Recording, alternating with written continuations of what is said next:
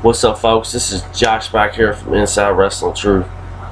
It's that time of the week again for another WrestleMania review. Today we're going to review WrestleMania 7. One of the best damn WrestleManias of all time. One of the most underrated WrestleManias of all time. WrestleMania 7 was held on March 24th, 1991. From the Sports Arena in Los Angeles, California. This event was actually supposed to take place in the LA Memorial Coliseum. They claim that they changed it because of death threats to Sgt Slaughter. In all reality, at a later date, it was revealed that the WWE had poor ticket sales for this event, and that's why it was actually moved into the Sports Arena in Los Angeles instead of the LA Memorial Coliseum. Other interesting notes on this was the first WrestleMania without Jesse the Body Ventura.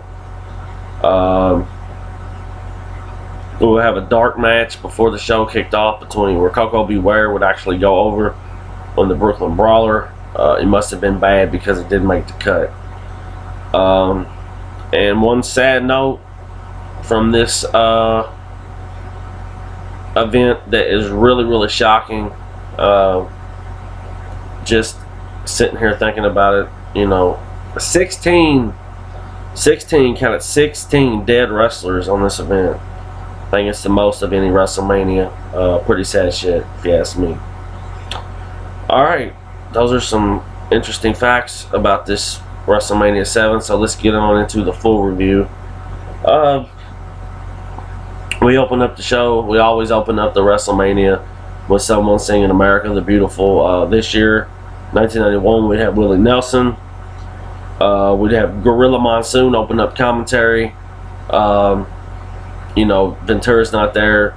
Hacksaw Jim Duggan would come out and commentate the first match. Another side note to this event, this was during the Gulf War, so it was all pretty much a red, white, and blue theme to the WrestleMania. Then we go to Sean Mooney. He's interviewing the Rockers. You know, many of you all will know this, but some of the younger fans may not know. We are heading to the decline of the Rockers. Shawn Michaels would turn on Marty Jannetty months later at the barbershop.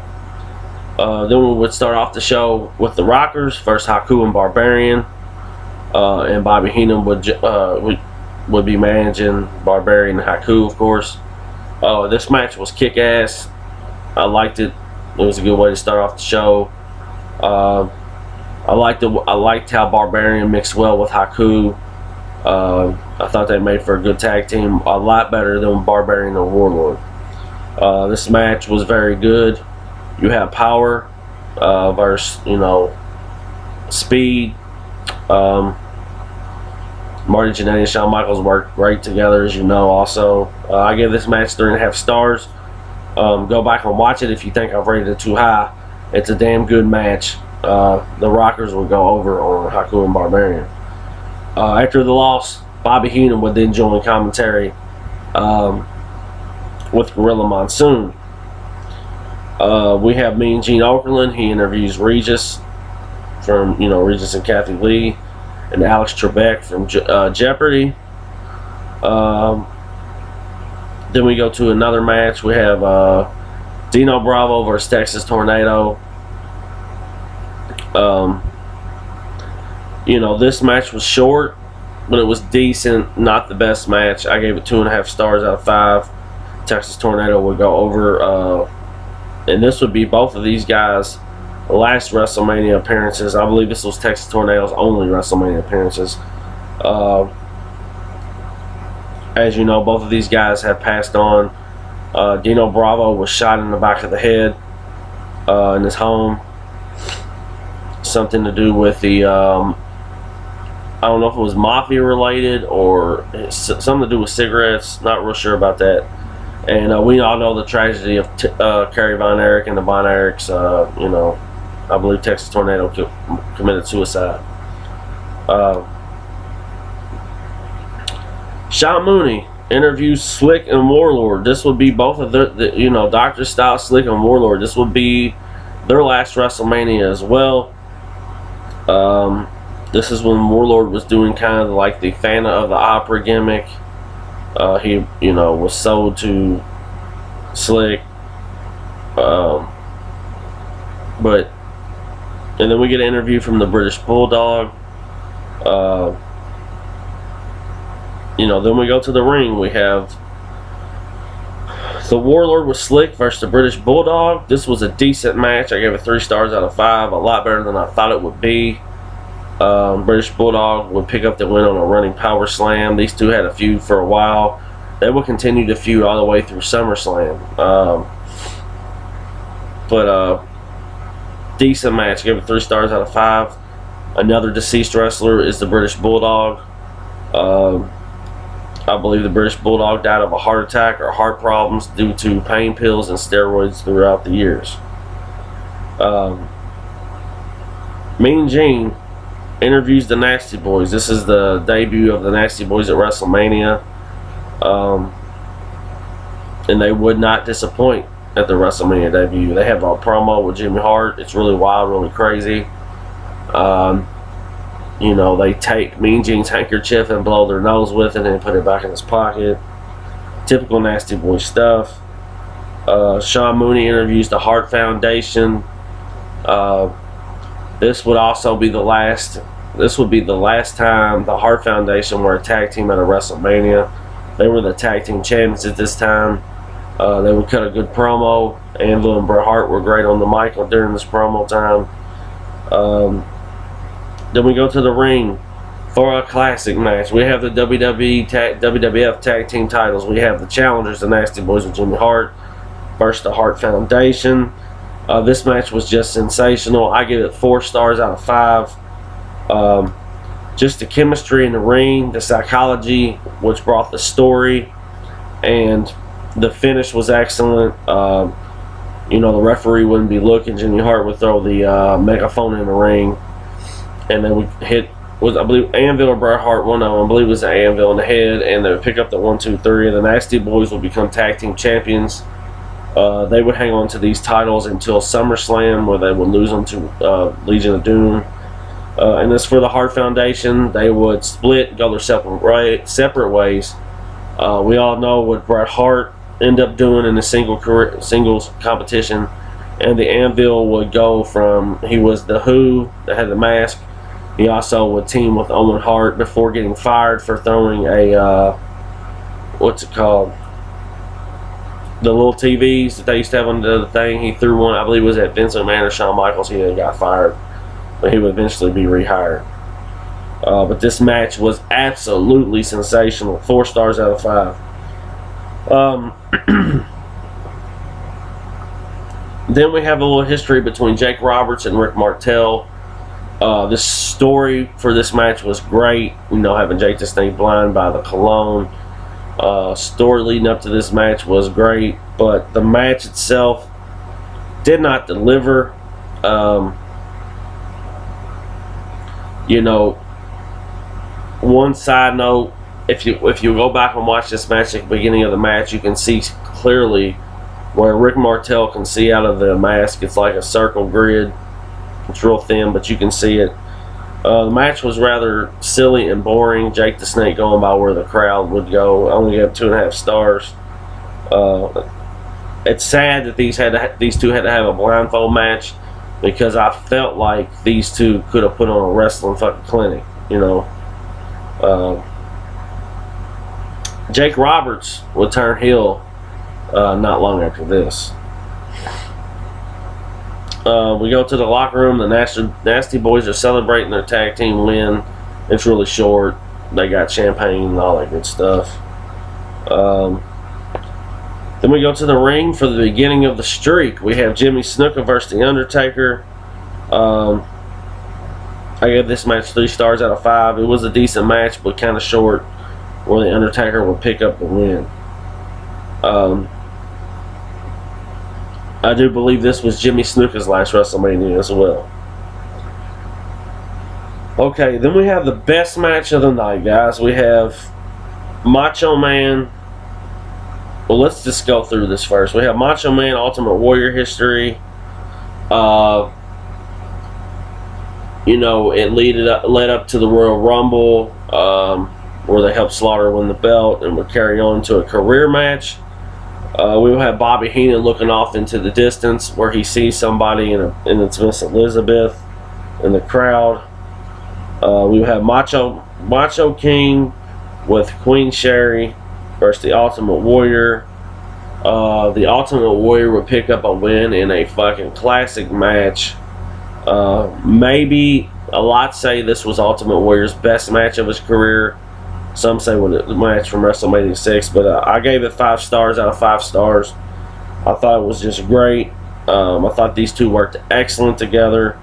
Warrior would end Macho Man's career for a short while. He would become a color commentator and then later be reinstated. All 4 people that participated in this match have passed on. We know Macho King died of heart complications before he ran his truck into a tree. We have Sensational Sherri, who I believe died of a drug overdose. The same with Miss Elizabeth, and we know how Ultimate Warrior died last year. Sad shit. But one of the best match of the night, in my opinion. We have Regis, who interviews Undertaker and Paul Bearer. Paul Bearer, another one of the guys that died a couple years back. Very interesting. Undertaker is measuring his size for the coffin. Really silly stuff. Alex Trebek interviews Demolition. This is when Demolition consisted of Crush and Smash. Axe had left the company due to something, shellfish or something affected his heart. Let's just put it that way. Then Regis interviews Tenru and Kentao. They can't speak any English, but he says Toyota and Mitsubishi, and they start understanding what he's saying. Silly. Alex Trebek interviews Jake Roberts after his win. You know, Jake always gives us a great promo. Then we go to the ring. We have tag team action. We have Demolition with Mr. Fuji. Like I said, consists of Crush and Smash versus Tenru and Kentao. They will pick up the win. This was a solid match. Gave it 3 stars out of 5. This will be the last time we seen Demolition at a WrestleMania. They would disband after this. Not long after this, Crush would become Kona Crush years later, and Smash will become the Repo Man. Crush, another guy that's no longer with us. I believe he died in his sleep. You may want to look that up. I'm not real sure. We have a Big Boss Man interview with Mean Gene.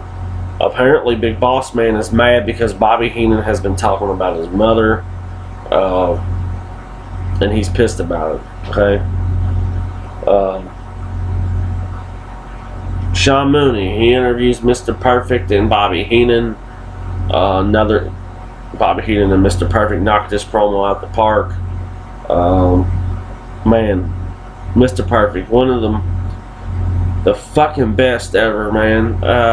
One of the guys in the business of pro wrestling that I truly wish was still here, and that I truly wish I could have had a chance to meet, because growing up, he was an awesome heel, and he was my favorite, man. He was one of my favorites. Then we go to the ring for the IC title. Very good match. I gave this match 3.5 stars out of 5. We have the Big Boss Man challenger versus Mr. Perfect. This was a very solid match. Laura Alfred Hayes will do commentating while Bobby Heenan was managing. We would see Heenan keep interfering in the match. We would see the return of Andre the Giant to WrestleMania as a face. You know, Boss Man Perfect would end up getting disqualified. Boss Man would pick up the win, but Perfect kept the belt because the belt doesn't change hands on disqualification. Very good stuff, man. WWE really put the fucking shit. They put this bitch together for WrestleMania 7. Boss Man would get attacked by the Heenan family, which was Barbarian and Haku, and Andre would pimp smack them all around the ring, and Boss Man and Andre would stand tall.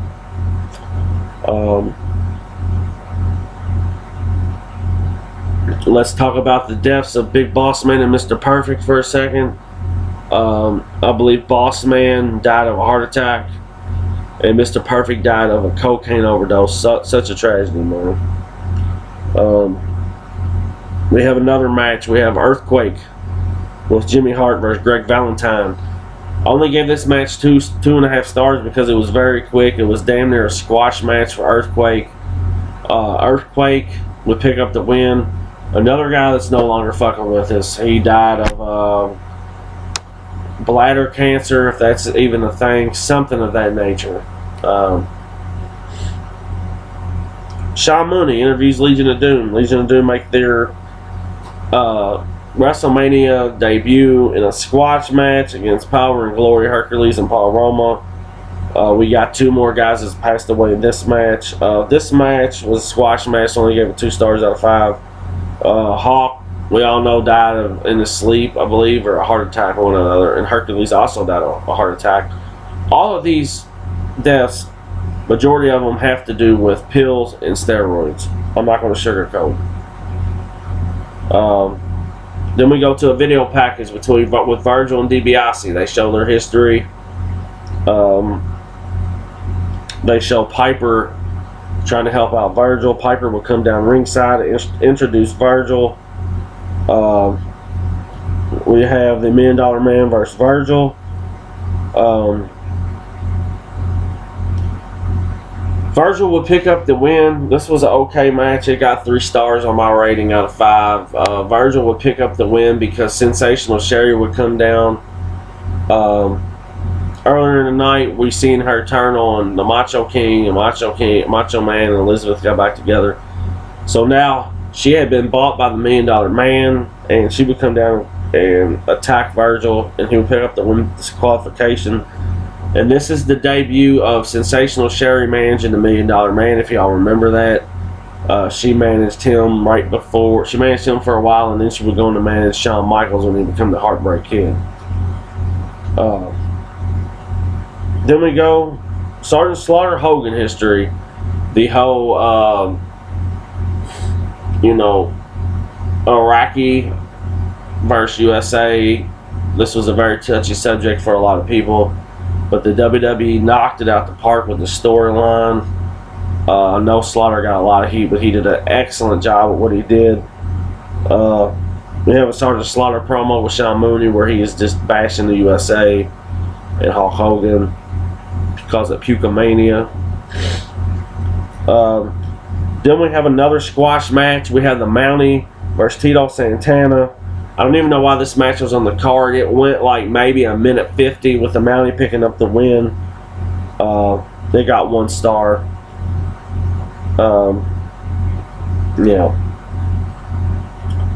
Gene interviews Hogan. Hogan gets us with one of those outrageous 1990 promos that he does. Then we have the match for the WWF title. We have Sgt Slaughter the champion versus Hulk Hogan the challenger.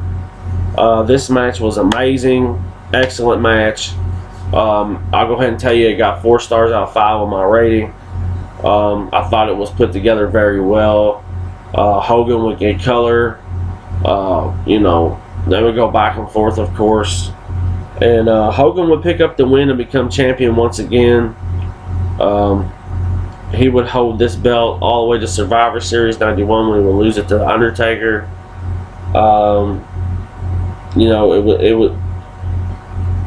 Everybody wanted Hogan to win this match because of the war, because of how much everybody hated Sgt Slaughter at the time. Hogan would pick up the win. He won the match, but he did not win the battle.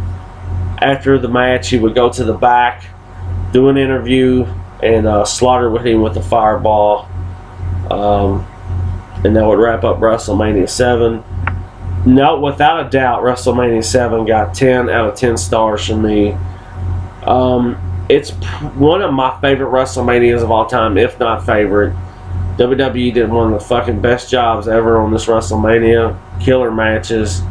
I mean, like, the Hart Foundation and Nasty Boys, Warrior and Savage, Hogan and Slaughter, and many others in there in between. Perfect Boss Man. This WrestleMania, if you're a young fan and you don't know nothing about it, you definitely got to take time out of your day, out of some time before WrestleMania and watch this event. It's a classic. Definitely 10 stars out of 10 stars. But this has been my review on WrestleMania 7. Hope you guys enjoyed it. We'll be back with more videos this week. And next week we got WrestleMania 8, an event that I was at in Indianapolis, Indiana, at the Hoosier Dome. But I'll see you guys next time. Peace.